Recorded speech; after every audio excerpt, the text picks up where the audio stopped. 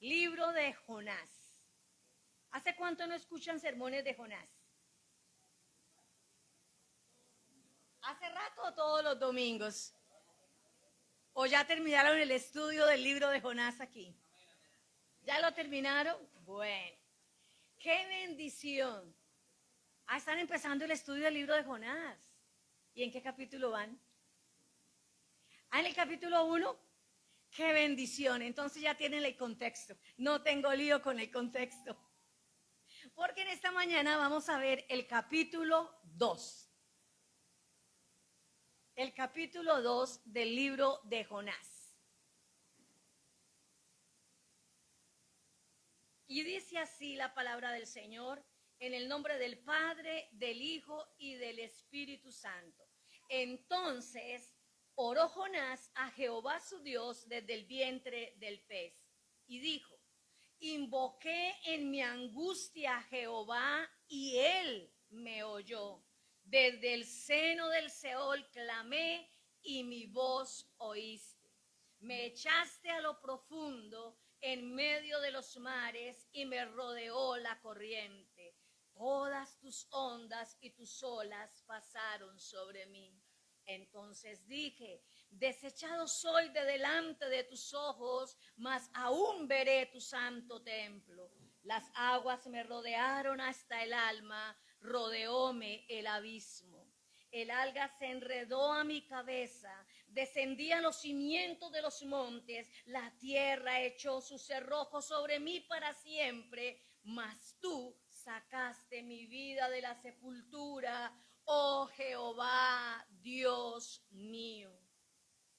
Cuando mi alma desfallecía en mí, me acordé de Jehová y mi oración llegó hasta ti en tu santo templo. Los que siguen vanidades ilusorias, su misericordia abandonan. Mas yo con voz de alabanza te ofreceré sacrificios, pagaré lo que prometí. La salvación es de Jehová. La salvación es de Jehová. Y mandó Jehová al pez y vomitó a Jonás en tierra. Como les decía, es una bendición que ustedes ya hayan visto el capítulo 1, porque entonces ya tienen el contexto, amén, el contexto literario o el contexto inmediatamente anterior. Recordemos unas cositas, por ejemplo, Jonás, su nombre del hebreo Jonás significa paloma, hijo de Amitai, de Gadefer, al norte de Nazaret, en Galilea. Y de acuerdo con Josué, capítulo 19, versos 10 al 13, era territorio de la tribu de Zabulón. Jonás era contemporáneo de Amós y de Oseas. Jonás desarrolló su ministerio durante el reinado de Jeroboam II en el norte de Israel, según segundo libro de Reyes, capítulo 14, versos 23 al 29, cuando profetizó la recuperación de los límites establecidos durante el reinado de David. En el capítulo 1, como ustedes ya han visto, Dios llamó al profeta para ir a Nínive a pregonar juicio contra ellos a causa de la maldad. Dios dijo: porque la maldad ha subido, ¿cierto? Pero ¿qué hace Jonás? Él desciende a Jope en dirección contraria. Halla una nave para Tarsis, paga el pasaje para huir de la presencia de Jehová. Dios desata una gran tormenta que termina revelándonos su desobediencia. En la nave Jonás sigue descendiendo. Dice el verso 5, la parte B dice: pero Jonás había bajado al interior de la nave y se había echado a dormir. A partir del verso 6, mis hermanos, empezamos a ver, a notar el tono que dominará el resto del libro, ya que es sorprendentemente irónico ver a un pagano ordenándole al profeta: levántate y clama a tu Dios, quizá Él tenga misericordia y no pereceremos. Mientras el mar, el viento y aún los marineros responden a la voz y autoridad de Dios, Jonás el profeta, y aún en sus propias palabras, que teme a Jehová, Dios de los cielos, que hizo el mar y la tierra, insiste en resistirse y prefiere la muerte. Dice, tomadme y echadme en el mar, verso 12. Estamos en el capítulo 1, en el contexto, antes que obedecer. En el verso 17, o mejor, el verso 17 termina con Jonás siendo arrojado al mar, aparentemente un camino seguro hacia... A ver, no los escucho. Un camino seguro hacia la muerte. Pero el autor sorprende con un giro. Cuando parecía que Jonás se había salido con la suya, Jehová, quien gobierna el viento y el mar, nos dice que tenía preparado un gran pez que tragase a Jonás, dice textualmente. No fue por casualidad o que accidentalmente el pez pasaba por ahí. Fue la soberanía del todopoderoso creador de todo cuanto existe. El mismo Dios que levantó la tormenta ahora dispone de una criatura marina para preservar la vida de su profeta. Lo que parecía ser el final o el fin de Jonás se convierte, mis queridos hermanos, en el escenario de la misericordia de Dios. Lo que parecía para Jonás ser su final y salirse con la suya, resultó ser el escenario perfecto para que Dios mostrara su misericordia. Y allí, en el vientre del pez, es donde surge su oración que acabamos de leer en el capítulo 2. Algunos comentaristas, algunos predicadores dicen que Jonás se arrepintió, pero al analizar el contexto de los capítulos 3 y 4, el autor nos muestra con un tono irónico que no se trata de un arrepentimiento genuino, sino de palabras, voy a decirlo despacio, de religiosidad mezcladas con autojustificación. Y sin embargo, lo sorprendente, lo realmente sorprendente de este capítulo es que Dios responde a Jonás porque su gracia es soberana y Él cumple sus propósitos aún a través de su profeta rebelde y desobediente. Iglesia, esta exposición nos desafiará a ver que en algunas circunstancias el Dios Todopoderoso puede llevarnos al límite para que reconozcamos que solo Él salva. La salvación es de Jehová. Tengamos en cuenta que Jonás 2 pertenece al género literario poesía hebrea y esta es una oración poética insertada dentro de una narrativa profética. La estructura, el verso 1 y teniendo en cuenta el verso 17 del capítulo 1, podemos ver que Jehová Dios preserva la vida de Jonás mediante un gran pez, mostrando que su soberanía convierte el juicio en oportunidad de gracia. Convierte el juicio en oportunidad de gracia.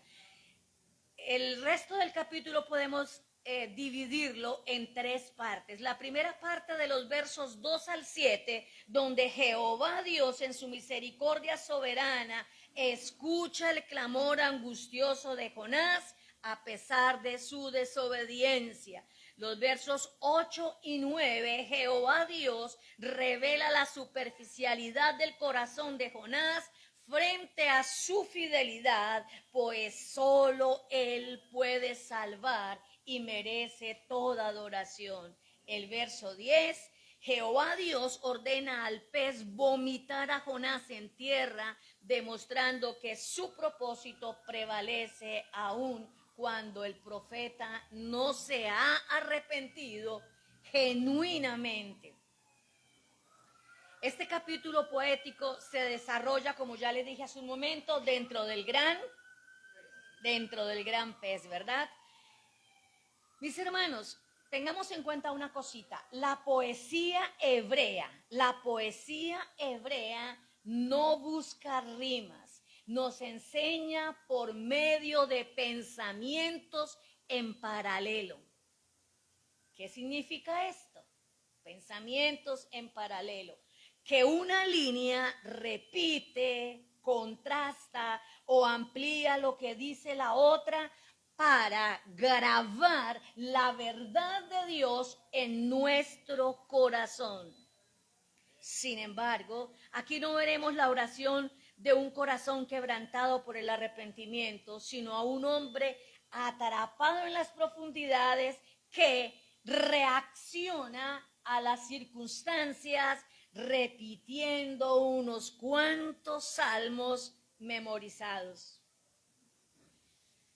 Lo impresionante no es la piedad de Jonás, ni siquiera los salmos que él recordó y empezó a recitar allí en el vientre del pez. Lo impresionante, mis hermanos, es la misericordia de Dios que responde a pesar de la superficialidad de Jonás, de la superficialidad de su profeta. Y así descubrimos una verdad incómoda, bastante incómoda, pero gloriosa. Dios no obra a tu favor, Dios no obra a mi favor porque seamos sinceros o merecedores, sino porque su gracia soberana cumple sus propósitos aún en medio de nuestra rebeldía. Dios cumple sus propósitos aún en medio de nuestra rebeldía. Vamos a la introducción del verso 1. Recordémosla. Jehová Dios preserva la vida de Jonás mediante un gran pez, mostrando que su soberanía convierte el juicio en oportunidad de gracia. Dice el verso 1, léanlo conmigo si pueden. Entonces oró Jonás a Jehová su Dios desde el vientre del pez. Es la primera vez que se nos dice que Jonás ora. No lo hizo en medio de la tormenta, ¿o sí? No dice que lo haya hecho cuando el patrón de la nave se lo ordenó, ni cuando los marineros clamaban. Jonás solo ora cuando no tiene salida y la muerte lo rodea. Al observar con cuidado, nos damos cuenta que el autor expone la superficialidad del profeta. Jonás ora, pero no porque se haya rendido a la voluntad de Dios, sino porque Jonás está atrapado. Jonás está atrapado. Sin embargo, Jehová sigue siendo llamado su Dios, enfatizando y contrastando la fidelidad divina frente a la infidelidad del hombre. Muchas veces buscamos a Dios solo cuando estamos arrinconados. Y lo glorioso, mis hermanos, es que aún así Dios nos escucha.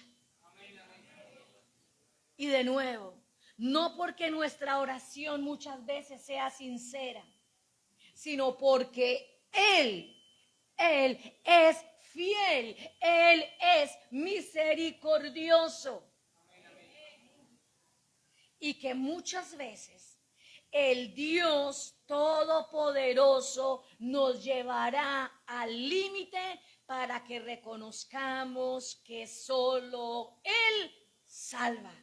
La salvación es de Jehová. el Dios Todopoderoso te llevará a ti, me llevará a mí al límite para que le reconozcamos como el único Dios que salva. Veamos los versos 2 al 7 y recordemos la idea mayor. Jehová Dios en su misericordia soberana escucha el clamor angustioso de Jonás a pesar de su desobediencia. Nos dice el verso 2, y dijo: invoqué en mi angustia a Jehová y él me oyó. Desde el seno del Seol clamé y mi voz oíste. Alguien allá atrás que lo vuelva a leer bien fuerte.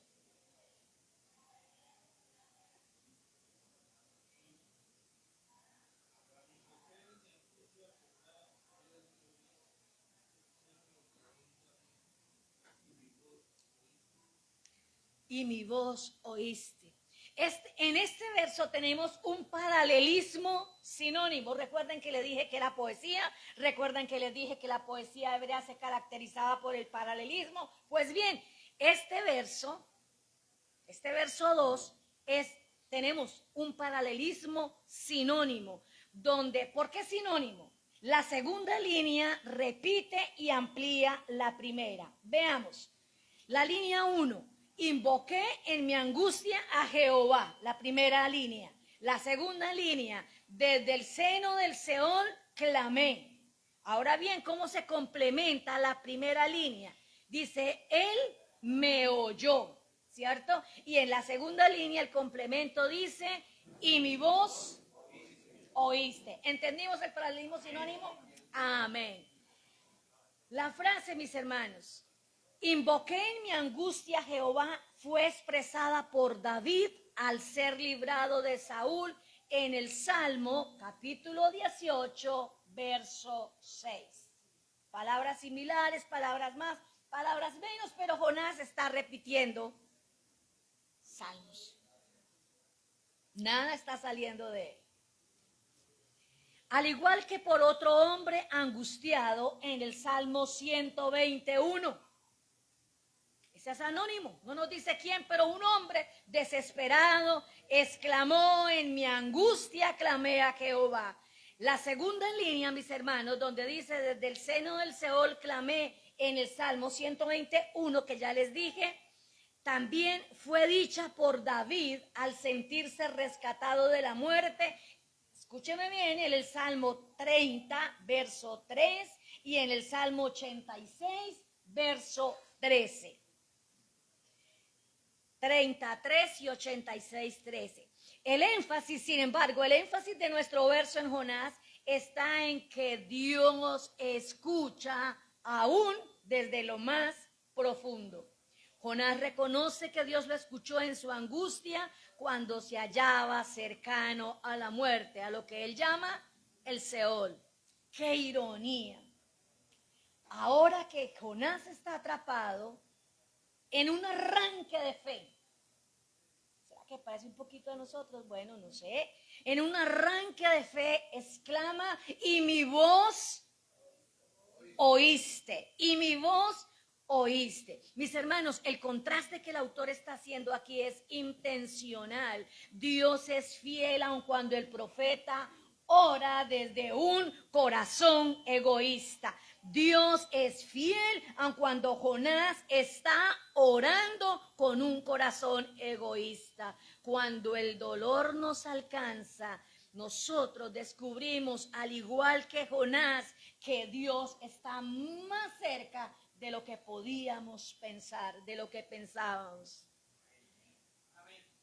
Mis hermanos, Dios nos escucha incluso cuando nuestra oración nace de la desesperación más que de la devoción.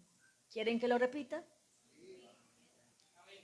Dios nos escucha incluso cuando nuestra oración nace de la desesperación más que de la devoción. Preguntémonos, ¿oramos a Dios solo desde nuestro Seol personal cuando todo parece perdido o también en la calma, en obediencia y gratitud? ¿O esperamos que el Dios Todopoderoso nos lleve al límite para que reconozcamos que solo Él salva?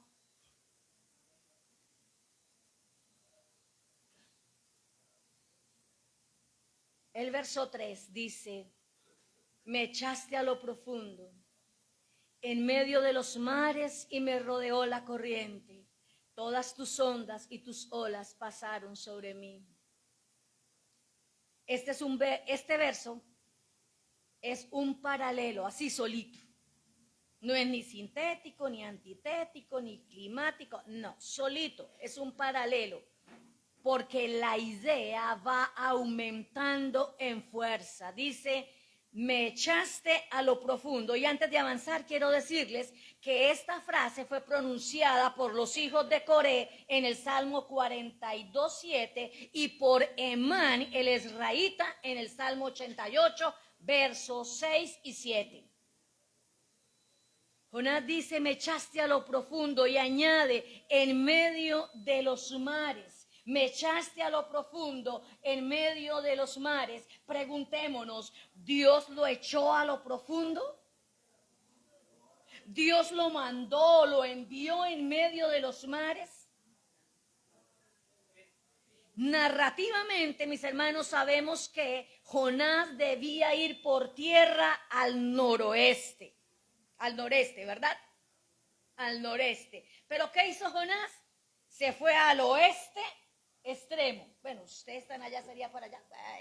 Ya me entendieron, ¿cierto? Jonás decidió huir. Descendió a Jope, descendió al interior del barco y finalmente pide ser arrojado al mar. O sea, descender aún más.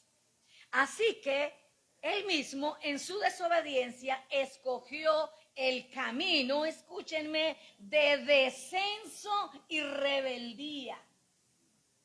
Jonás mismo escogió su camino de descenso y de rebeldía, de desobediencia. Finalmente fue Dios quien permitió que tocara lo profundo para detener su huida y confrontar su corazón. Muchas veces nosotros también elegimos descender paso a paso, lejos de la voluntad de Dios. Pero el Señor, en su misericordia, no nos deja seguir indefinidamente. Él permite tormentas, permite profundidades y crisis, pero escúchenme, no para destruirnos, sino para hacernos volver a Él. Para hacernos volver a Él.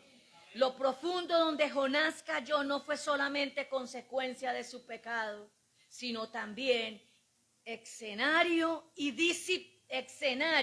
de la disciplina y de la gracia de Dios. Escenario de la disciplina y de la gracia de Dios.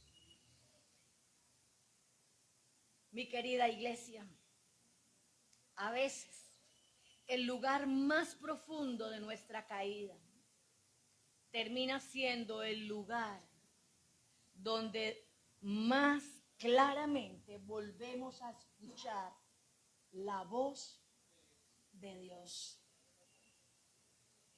A veces el lugar más profundo de nuestra caída termina siendo el lugar donde más claramente volvemos a escuchar la voluntad de Dios.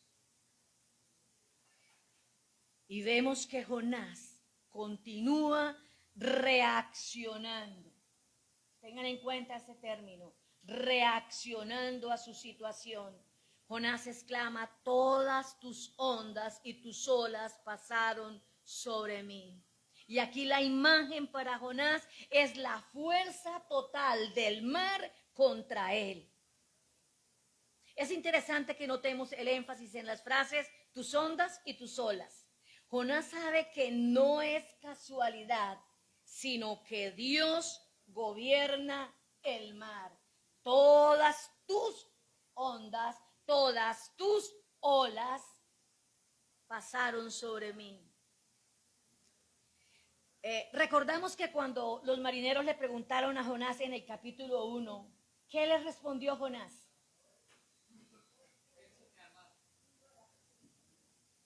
Jonás en el verso 9 dice, soy hebreo y temo a Jehová. Ojo con esas palabras.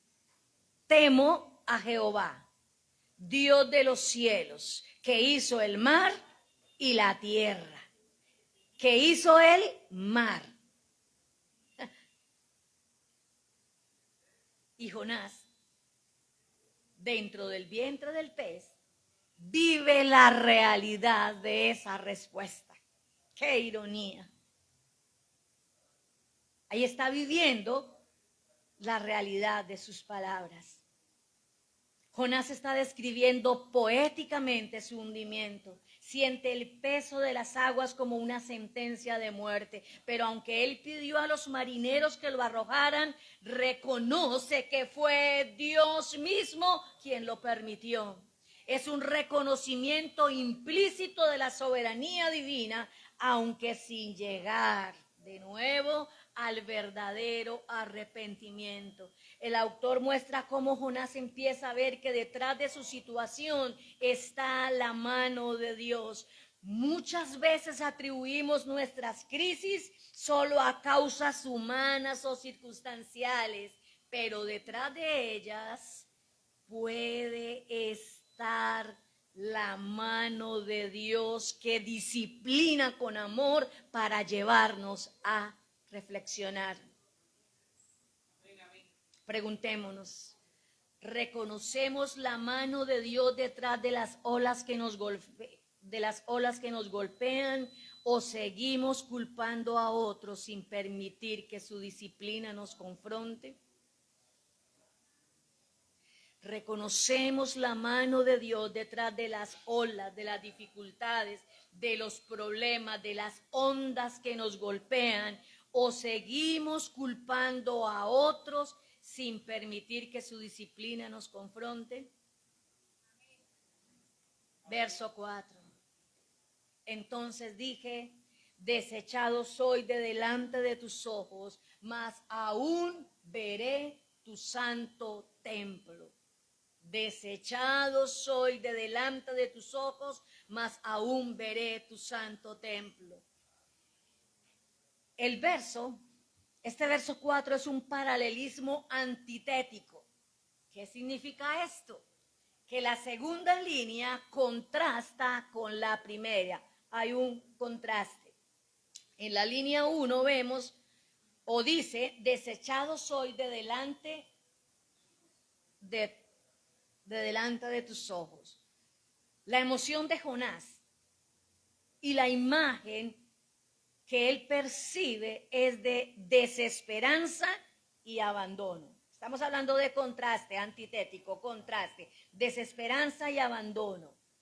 Y antes de continuar les cuento que esa misma expresión o algo muy parecido lo dijo David en el Salmo 31, 22.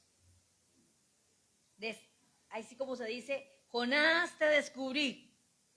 No estás orando, Jonás. Estás repitiendo. Estás recordando. ¿Cuál fue el término que les dije? Reaccionando. Está reaccionando. En la línea 2, para hacer el contraste o para que veamos el contraste, dice, mas aún veré tu santo templo. Y aquí la imagen es de esperanza. Como podemos ver, el contraste es fuerte, del abandono a la expectativa de restauración. Desesperanza, esperanza. Veamos algo más. El verbo desechado refleja angustia de sentirse, o en este contexto, en el original hebreo, aquí el término desechado estaba reflejando la angustia de sentirse fuera de la comunión con Dios. Ahora, el término o la frase el templo representa la presencia de Dios. Representa la presencia de Dios. Y la ironía que el autor quiere que veamos es que Jonás, miremos bien, Jonás habla de ver el templo, de ir al lugar físico, pero Jonás no menciona o no muestra la intencionalidad de ver a Dios a través de su obediencia. Y si leemos con muchísimo cuidado los capítulos 3 y 4, nos damos cuenta de esta realidad. O en términos del libro, en la ironía que el autor quiere que notemos. Prevalece el nacionalismo en Jonás y se aferra a la religiosidad más que a un verdadero arrepentimiento, más que a un verdadero arrepentimiento. Sin embargo, mis hermanos, Jonás, al igual que nosotros, Jonás no se rindió del todo. Miren lo que Jonás afirma: mas aún veré tu santo templo. A ver, Jonás, estás dentro de un pez, estás en lo profundo. Mas aún veré tu santo templo. Él no sé a qué quiere rendir. Esto enfatiza la ironía, y otra vez con la palabrita rara, la ironía, ¿cierto?, de su superficialidad en lugar de la obediencia a quien él declaró temer, a Jehová su Dios. El profeta que huía lejos de su presencia ahora anhela regresar a ella, pero su enfoque sigue siendo incompleto. Más que buscar y anhelar la comunión personal con el Dios del templo,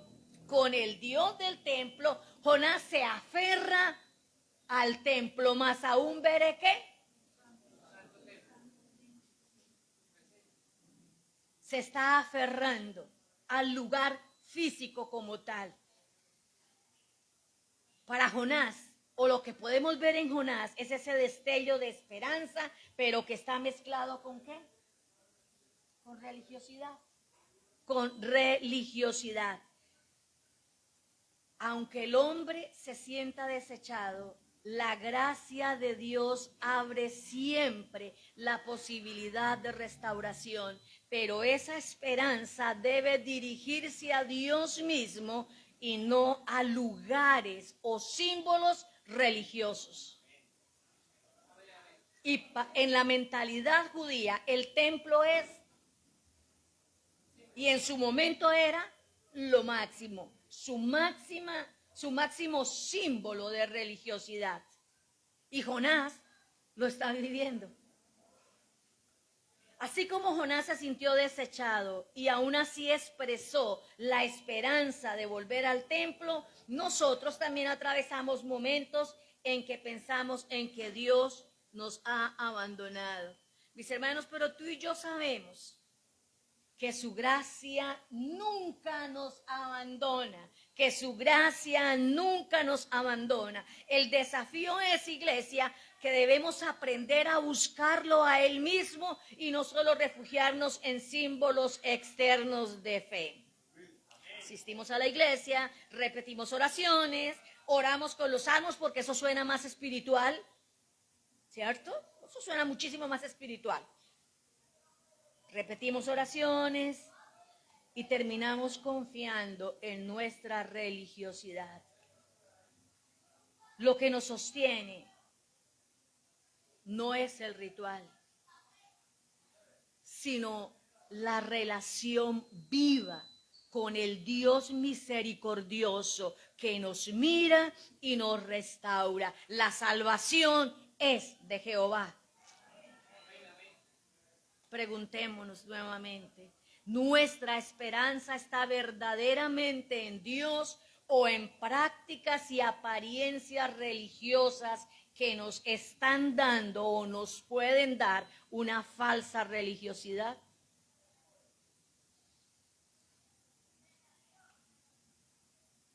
Pensémoslo por un momento. Nuestra esperanza, mis hermanos, está verdaderamente puesta en Dios.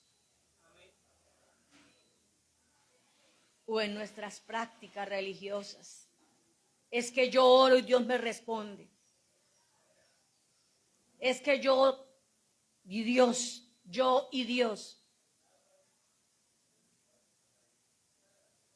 Cuidémonos de las apariencias religiosas. Solo traen a la vida del creyente una falsa seguridad. Veamos el verso 5. El verso 5 nos dice: las aguas me rodearon hasta el alma, rodeóme el abismo, el alga se enredó a mi cabeza. Y aquí tenemos, queridos hermanos, un paralelismo climático. ¿Qué es? Se dice que hay paralelismo climático cuando una línea le añade intensidad a la imagen. Esto es muy claro para los hermanos que ya hicieron el estudio del PET, ¿verdad? Levanten la mano los hermanos que hicieron el estudio del PET y ya terminaron y vieron este libro. Sí les es clarito, ¿cierto? Lo del paralelismo. Les es más fácil. Por eso es que me tomé el trabajito, no trabajo, sino el hecho de explicarle a los hermanos que no tienen ni idea qué es un paralelismo climático. Y dirán, bueno, ¿qué tiene que ver eso con la enseñanza? ¿Recuerdan lo que les dije al principio? Que eso lo que pretendía hacer, o la poesía hebrea lo que pretende es que veamos el corazón de Dios. Que veamos el corazón de Dios. Les decía que aquí hay un paralelismo climático donde cada línea añade intensidad a la imagen. Aquí la primera línea es: las aguas me rodearon hasta el alma. Las aguas me rodearon hasta el alma, hasta el alma. Aquí la sensación de Jonás es de ahogo. Eso es una imagen, no, él se siente ahogado, asfixiado. Y la línea 2 dice: rodeóme el abismo. Jonás está hablando de que había descendido a lo más profundo y se encuentra atrapado en la muerte. Pero también, mis hermanos, esta frasecita la dijo David en el Salmo 69, versos 1 y 2. Él tuvo la misma imagen y le cambió, ahí tenemos un cambio de una que otra palabra, pero la imagen, la percepción de David es idéntica a la percepción de imagen que tiene el profeta Jonás. En la línea 3 vemos que el alga se enredó a mi cabeza. Vemos cómo va aumentando la situación, la desesperación del profeta. Por eso se dice que le añade intensidad. El autor transmite el avance progresivo del peligro hasta la desesperación total. Jonás describe con imágenes vívidas cada vez más fuerte su situación. La muerte lo rodea por completo. El agua invade su ser, el abismo lo envuelve y las algas lo atan. Es el punto donde no queda fuerza humana y solo la posibilidad de clamar a Dios. Mis hermanos, Dios permite que Jonás experimente la angustia total de la muerte para mostrar que solo en Él hay salida y hay vida. A veces Dios nos deja sentir el peso de la desesperación para quebrar nuestro orgullo, para que entendamos que a veces el Dios Todopoderoso nos llevará al límite para que reconozcamos que solo Él salva. La salvación es...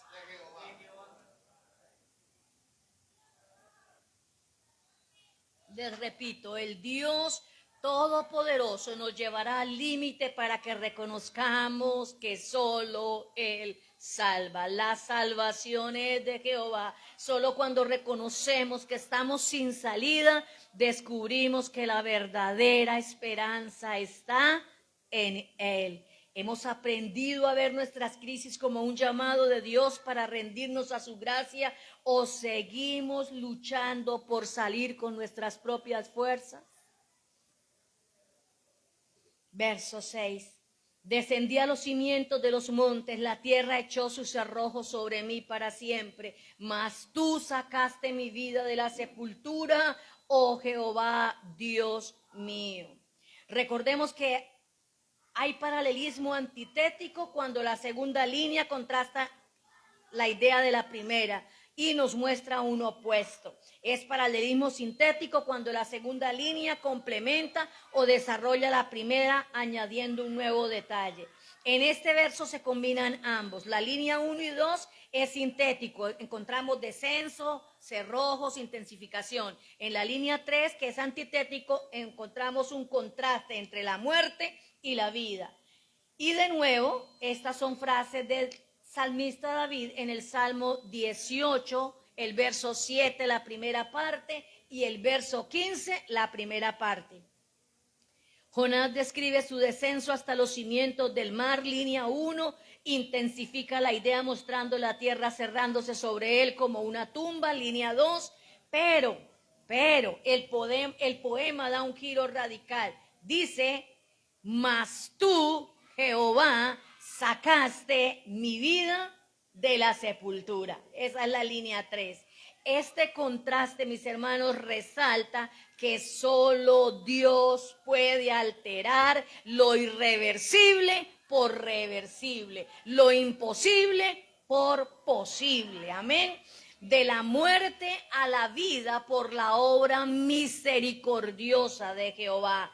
Solo Jehová salva. Jonás llega al punto más bajo posible, como si estuviera sepultado en la tierra misma. La muerte para Jonás parecía definitiva o para siempre. Pero en este límite extremo, resplandece la gracia de Dios. Jehová mismo rescata la vida de su profeta, la vida de Jonás. El contraste es intencional. Jonás no se salva. Jonás no se salva. Repitió los salmos que se acordó. Jonás no se salva. Dios lo salva. Dios lo salva. Jonás pudo recordar salmos de Asaf, pudo recordar los salmos del salmista David, pudo recordar salmos de Coré, hasta recordó el salmo de por allá de alguien que no se sabía quién lo había dicho, pero Jonás no pudo recordar el salmo de David de reconozco mis rebeliones. No pudo recordar la imagen de lávame más y más de mi maldad y límpiame de mi pecado. No pudo recordar eso.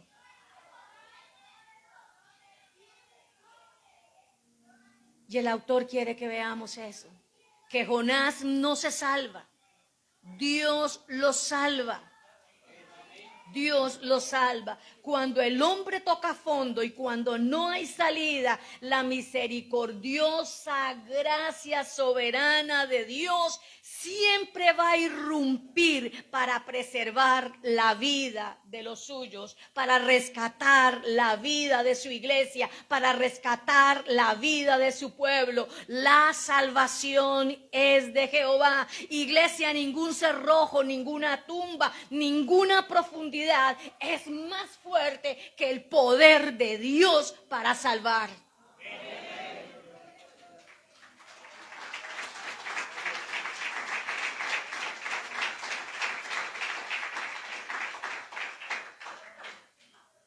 Aunque sintamos que todo está perdido, Dios, mis hermanos, puede abrir puertas donde ya no existan salidas. La pregunta es, ¿estamos confiando en la gracia soberana de Dios para rescatarnos de nuestras profundidades o seguimos creyendo que podemos liberarnos con nuestras propias fuerzas? Verso 7, cuando mi alma desfallecía en mí, me acordé de Jehová y mi oración llegó hasta ti en tu santo templo. Aquí tenemos línea 1 más la línea 2. Que son las primeras frases, ¿cierto? Y esto sería un paralelismo sintético, porque la segunda línea no repite ni está contrastando, está complementando y avanzando la idea de la primera. Y aquí, ¿qué está ocurriendo? Está llevando la crisis, lo que está viviendo Jonás, lo está llevando a reconocer la soberanía absoluta de Dios. Está reconociendo que Dios oye y que Dios lo oyó. El paralelismo, esto también tenemos acá en la línea 2 y la línea 3, es un paralelismo climático progresivo.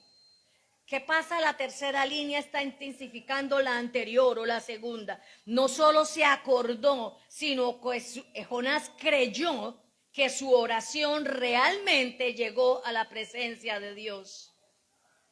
Mis hermanos, en la agonía del hombre, el recuerdo de la misericordia de Jehová abrirá siempre el camino a la oración y nos dará la esperanza, la confianza, la seguridad de que vamos a ser oídos por Dios, que nuestra oración va a llegar a su presencia.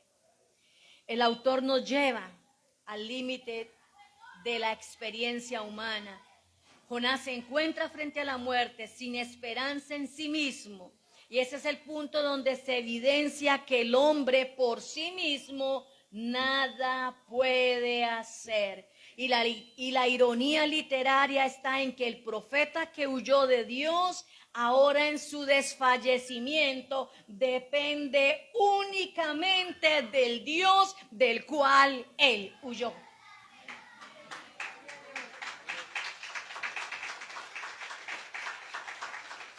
Mis hermanos, y es que Dios permite que la vida del hombre llegue a su límite para mostrar que solo Él salva, que solo en Él hay verdadera esperanza y hay verdadera vida y fortaleza. Cuando nuestras fuerzas desfallecen, Dios nos enseña a dejar de apoyarnos en nosotros mismos y a depender enteramente de Él. ¿Reconocemos nuestra fragilidad como un llamado a buscar la fortaleza de Dios o seguimos en nuestra autosuficiencia hasta el desfallecimiento?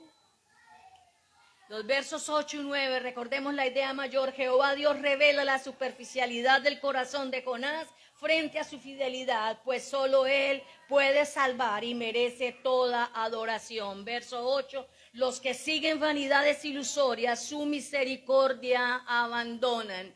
Mis hermanos, aquí tenemos un paralelismo antitético sintético. El verso contrasta la idolatría con el abandono de la misericordia.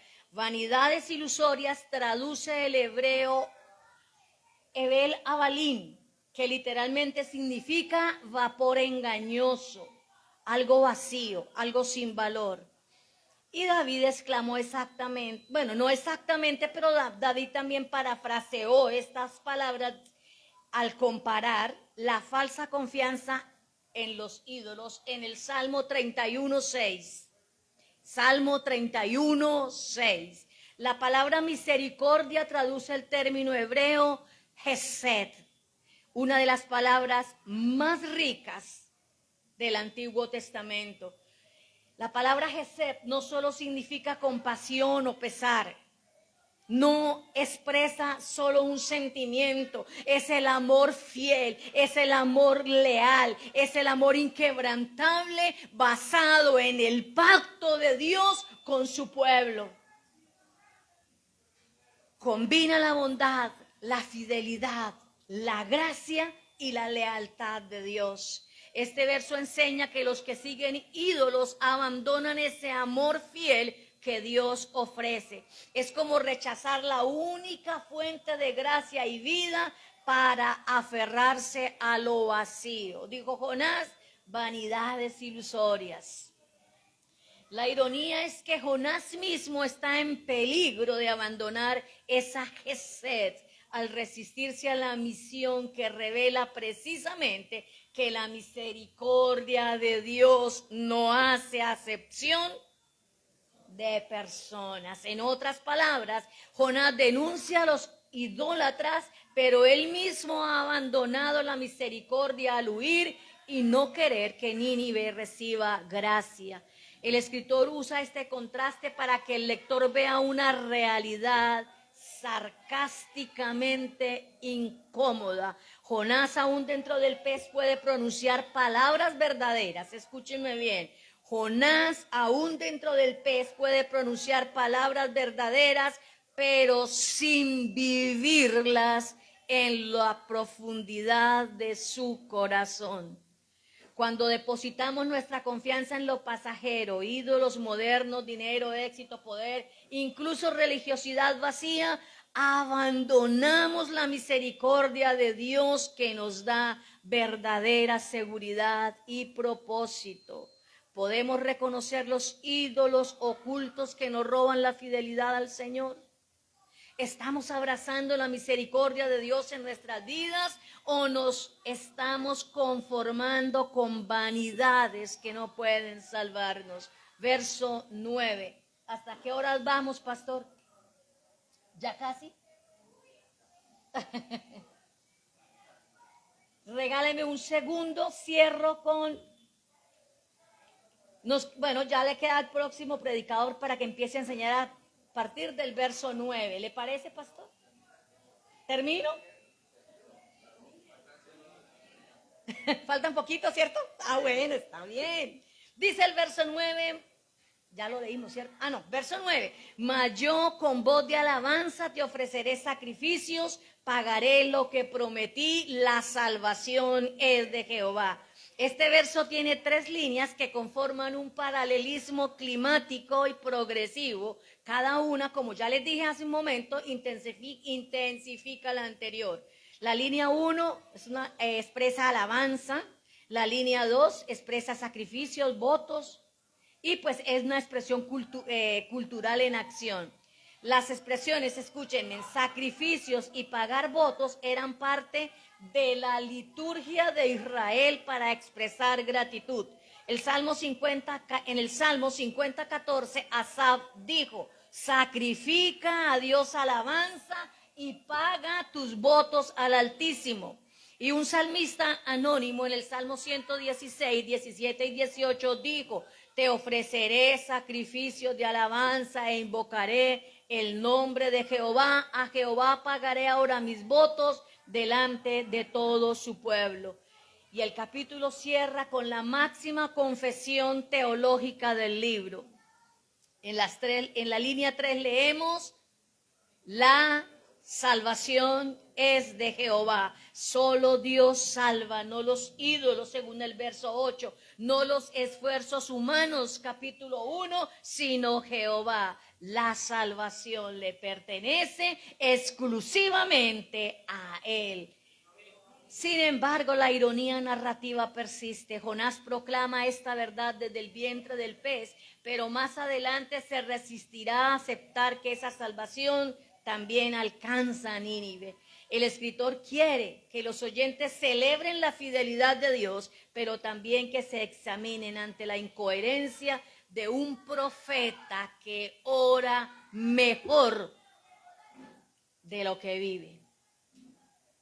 La incoherencia de un profeta que ora mejor de lo que vive. Nuestra adoración no debe ser solo de labios, sino también una vida de obediencia, cumplimiento de compromisos con Dios y proclamación de que Él es el único Salvador. ¿Estamos proclamando que la salvación es de Jehová solo en palabras o lo estamos demostrando en obediencia práctica? Reconocemos que todo sacrificio o promesa tiene sentido únicamente porque Dios en su gracia nos ha salvado. Verso 10. Y mandó Jehová al pez y vomitó a Jonás en tierra. Escúchenme, mis hermanos, este verso es narrativo, no poético, y cierra el cántico con una acción divina. La situación es directa.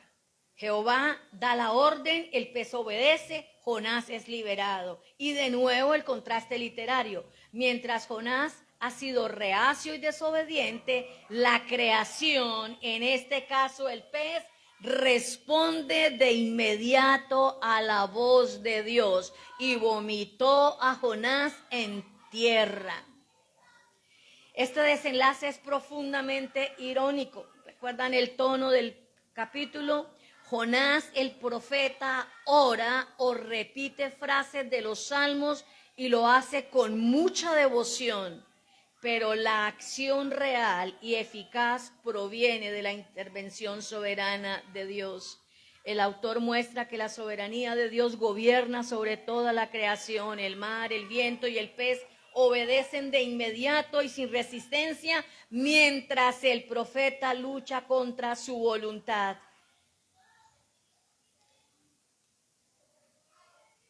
¿Ya saben cuál es la idea central? Quiero hacer unas preguntitas, mis hermanos. Reconocemos con humildad que no es nuestra religiosidad la que nos libra, sino el Dios soberano que obra en favor nuestro. Otra, ¿estamos dispuestos a obedecer con la misma prontitud con la que obedeció el pez?